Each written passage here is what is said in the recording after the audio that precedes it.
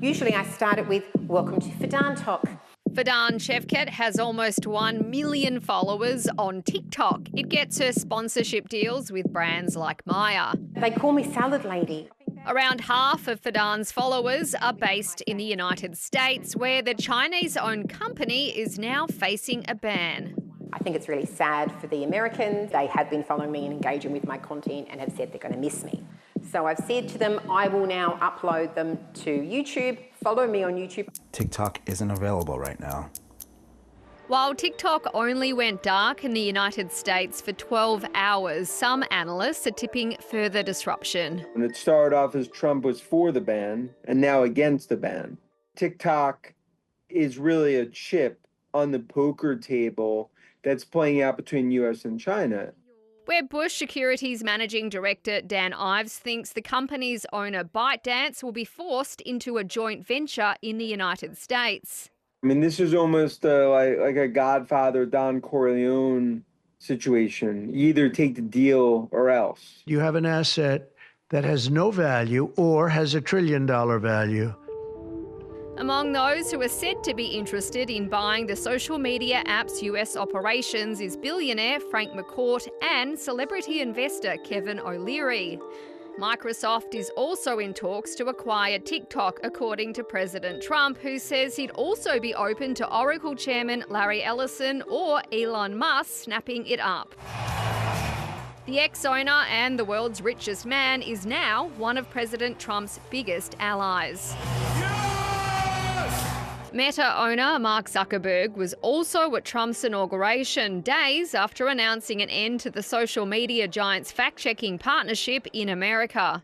If you look at Zuckerberg and, of course, Facebook, Instagram and others, Snap, they're trying to gain share. Just like I'd say the same thing for Musk and X. We're right now in this sort of Game of Thrones battle when it comes to social media.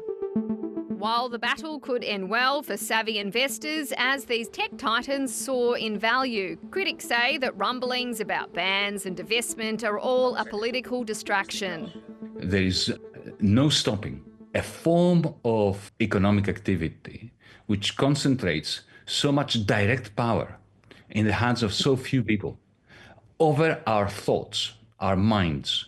What did you make of that sort of tech company power at the inauguration of a president? On the one hand, it's not new, because we've always known that behind the throne, there was the dollar. But what is new is that these folks that we saw at the inauguration have masses of cloud capital that directly modify our behavior. They are immune to competition. Yanis Varoufakis is calling for regulation that could let people ditch and switch social media platforms without losing their followers. Now that would reduce the switching costs and would deal a major blow at the exorbitant power of platform owners. Instagram's 68 million. You're doing what? Probably another 50 million on TikTok.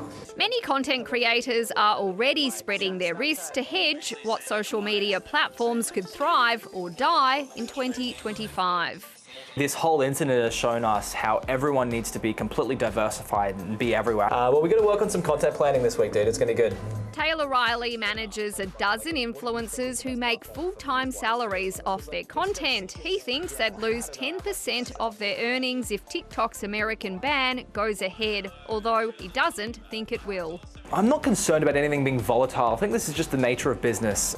A business that's massively profitable for some and worrying for others.